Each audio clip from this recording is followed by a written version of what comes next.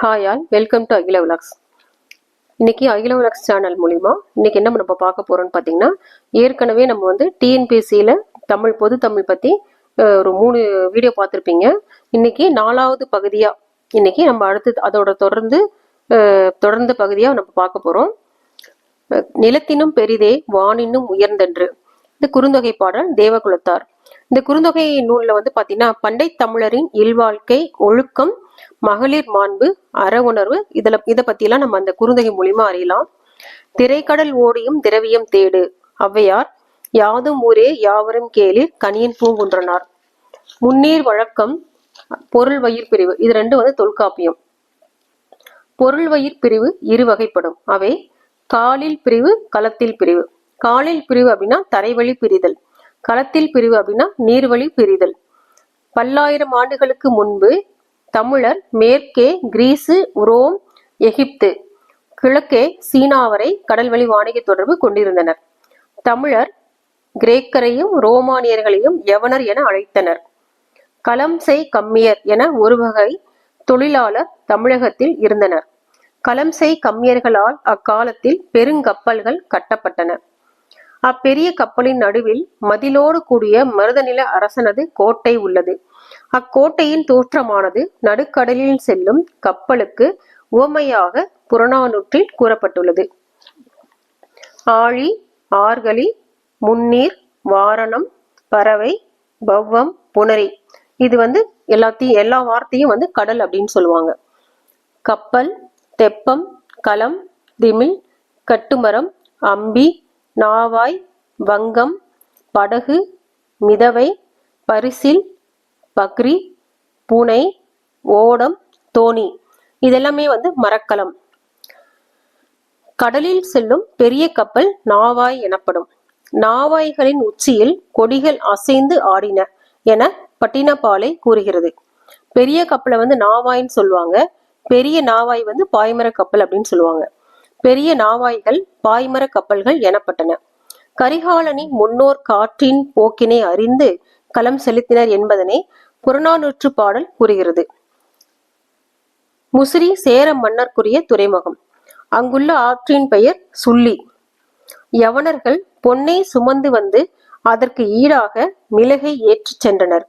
இச்செய்தியை அகநானூறு தெரிவிக்கிறது. பாண்டிய நாட்டின் வளம் பெருக்கியது கொற்கை துறைமுகம். கொற்கை துறைமுகத்தில் முத்து குளித்தல் மிகச் சிறப்பாக நடைபெற்றதை வெனிசு நாட்டு அறிஞர் மார்க்கோபோலோ குறித்துள்ளார். இங்கு சங்ககாலத்து முத்து குளித்தல் நடைபெற்றது. ஏற்றுமதி பொருள்களில் முத்தே முதலிடம் பெற்றது. மதுரை காஞ்சியும் சிறுபானாற்று படையும் கொற்கை முத்தை சிறப்பிக்கின்றன. விளைந்த முதிர்ந்த விழுமுத்து என மதுரை காஞ்சி கூறும். சோழ நாட்டின் துறைமுகம் காவிரி பூம்பட்டினம். பட்டினப்பாக்கம் என்பது கடற்கரையை அடுத்த ஊர். அங்கு பெரும்பாலும் வணிகர்களே வாழ்ந்து வந்தார்கள். அங்கு சுங்கச்சாலையும் கலங்கரை விளக்கமும் இருந்தன. கடல் வழியே வந்த குதிரைகள், நிலத்தின் வழியே வந்த மிளகு பொதிகள், இமயத்தில் உண்டான மணிகளும் பொன்னும், குடகு மலையில் பிறந்த சந்தனமும் அகிலும், கொற்கை துறையில் பிறந்த முத்தும், கீழ்கடலில் உண்டான பவளமும், கங்கையில் உண்டான பொருள்களும், காவிரியில் உண்டான வளங்களும், ஈழ நாட்டிலிருந்து வந்த உணவு பொருள்களும், கால நாட்டு பொருள்களும், பிற அரிய பொருள்களும் கூடி வளம் மிகுந்த பரந்த இடத்தையுடைய தெருக்களாக பட்டினப்பாக்கம் விளங்கின. பாருங்க, பட்டினப்பாக்கம் எவ்வளவு ஒரு மிகச் சிறப்பா அந்த பட்டினப்பாக்கத்தை வந்து விவரிச்சு சொல்லியிருக்காங்கன்னா, எவ்வளவு செல்வ மிகுதியா இருந்துச்சு, வளமான ஒரு நாடா இருந்ததுன்றது நம்ம இதிலே தெரிஞ்சுக்கலாம். இதை விட ஒரு வளமான நாடு இருந்திருக்குமான்னு பாத்தீங்கன்னா வாய்ப்பே கிடையாது. பழந்தமிழகத்தின் வணிக பொருள்களை பற்றிய குறிப்புகள் பட்டினப்பாலையிலும் மதுரை காஞ்சியிலும் காணப்படுகின்றன. இங்கிருந்து ஏற்றுமதியான பொருட்கள் ரத்தினம், முத்து, வைரம், மிளகு, கருங்காலி, கருமருது, தேக்கு, சந்தனம், வெண்முகில், அரிசி, ஏலக்காய், லவங்கப்பட்டை, இஞ்சி. தமிழகத்து பொருள்கள் சீனத்தில் விற்கப்பட்டன. சீனத்து பட்டும் சர்க்கரையும் தமிழகத்திற்கு இறக்குமதி ஆயின. கரும்பு அதியமானின் முன்னோர் காலத்தில் சீனாவில் இருந்து கொண்டு வந்து பயிரிடப்பட்டன. இந்நாளில் மேலை கடல் முழுதும் கப்பல் விடுவோம் என்னும் பாரதியின் கனவு நனவாகியுள்ளது. கடல் கடந்த தமிழ் வார்த்தையும் அதுக்கான கிரேக்க வார்த்தையும் பார்க்கலாம். ஃபர்ஸ்ட் வர்ற வார்த்தையிலும் தமிழ், அதுக்கு அடுத்து வர்ற வார்த்தையிலும் கிரேக்கம்.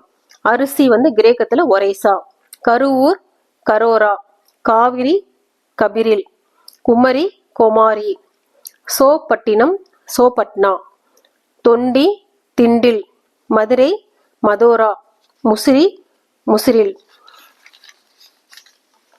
அமெரிக்காவில் புகழ்பெற்ற எழுத்தாளராகவும் பேச்சாளராகவும் அரசியல் ஈடுபாடு கொண்டவராகவும் விளங்கியவர் கெலன் ஹெல்லர். கெலன் ஹெல்லரிடம் ஒருவர் உங்களுக்கு விருப்பமான ஒன்றை பெற விரும்பினால் அது என்னவாக இருக்கும் என்று கேட்டார். அதற்கு கெலன் ஹெல்லர், இந்த உலகத்தில் அமைதி மலர வேண்டும் என கேட்பேன் என்றார். கெலன் ஹெல்லரின் கண்கள் பார்க்காது, காதுகள் கேட்காது, வாய் பேசாது. 19 மாதத்தில் ஏற்பட்ட நோயால் அவருக்கு இந்த பாதிப்பு ஏற்பட்டது. கெலன் ஹெல்லர் அலெக்சாண்டம் கிரஹாம் பெல் உதவியால் பெர்கின்ஸ் பள்ளியில் சேர்ந்தார். அலெக்சாண்டர் கிரஹாம் பெல் உதவியால பெர்கின்ஸ் பள்ளியில சேர்றாரு. பெர்கின்ஸ் பள்ளியில் பணிபுரிந்த அன்னி சல்லிவான் என்பவர் ஹெலனுக்கு ஆசிரியராக இருந்தார்.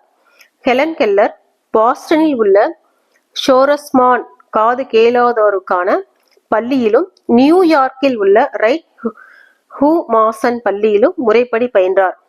கேம்பிரிட்ஜ் ரெட்கிளிப் கல்லூரி நுழைவுத் தேர்வில் வெற்றி பெற்று இளங்கலை பட்டமும் பெற்றார். மாற்றுத்திறனாளிகளுள் முதலில் பட்டம் பெற்றவர் ஹெலன் கெல்லர். போர்களை எதிர்த்து உலக நாடுகள் பலவற்றிற்கும் சுற்றுப்பயணம் மேற்கொண்டவர் ஹெலன் கெல்லர். ஹெலன் கெல்லர் உலக நாடுகள் பலவற்றிற்கும் சுற்றுப்பயணங்கள் மேற்கொண்டு ஹெலன் கெல்லர் நிதி என்ற ஒன்றை தொடங்கி ரூபாய் 1.5 கோடியை அப்பள்ளிகளுக்கு வழங்கினார். அதாவது இந்த மாற்றுத்திறனாளிகளுக்கான ஸ்கூல். ஹெலன் கெல்லர் பல நூல்களை எழுதியுள்ளார். தேசிய நூலகம் ஒன்றை உருவாக்கினார். வாழ்க்கையில் இழப்பு என்பதே இல்லை, ஒன்று போனால் இன்னொன்று வரும், அதே நம்பிக்கை இருந்தால் வாழ்க்கை வெறுமை ஆகாது. எவ்வளவு அழகா இத சொல்றது யாருன்னு பாத்தீங்கன்னா ஹெலன் கெல்லர். ஏன்னா அவருடைய கண்கள் பார்க்க முடியாது, அவருடைய கண்களால அவருடைய காதுகளால கேட்க முடியாது, அவருடைய வாயால பேச முடியாது. ஆனா அவர் என்ன சொல்றாரு, அவங்க என்ன சொல்றாங்க, வாழ்க்கையில் இழப்பு என்பதே இல்லை, ஒன்று போனால் இன்னொன்று வரும், அந்த நம்பிக்கை இருந்தால் வாழ்க்கை வெறுமையாகாது. எவ்வளவு அழகா சொல்லியிருக்காங்க பாருங்க. ஹெலன் கெல்லரின் ஆசிரியர் அன்னி சல்லிவான் 1930ஆம் ஆண்டு இறந்துவிட்டார். அதன் பின் பாலி தாம்சன் என்பவரின் உதவியுடன் வாழ்ந்தார். கெலன் வாஷிங்டன் நகரில் புகழ்பெற்ற பெண்மணியாக திகழ்ந்தார். கெலன் ஹெல்லர் 1880ஆம் ஆண்டு ஜூன் 27இல் அமெரிக்காவில் உள்ள அலபாமா மாகாணத்தில் துஸ்கும்பியாவில் பிறந்தார். ஹெலன் கெல்லர் 1968ஆம் ஆண்டு ஜூன் 1ஆம் நாள் மறைந்தார். ஹெலன் கெல்லர் உலகின் 8வது அதிசயம் என பாராட்டப்படுகின்றார். நன்றி, வணக்கம்.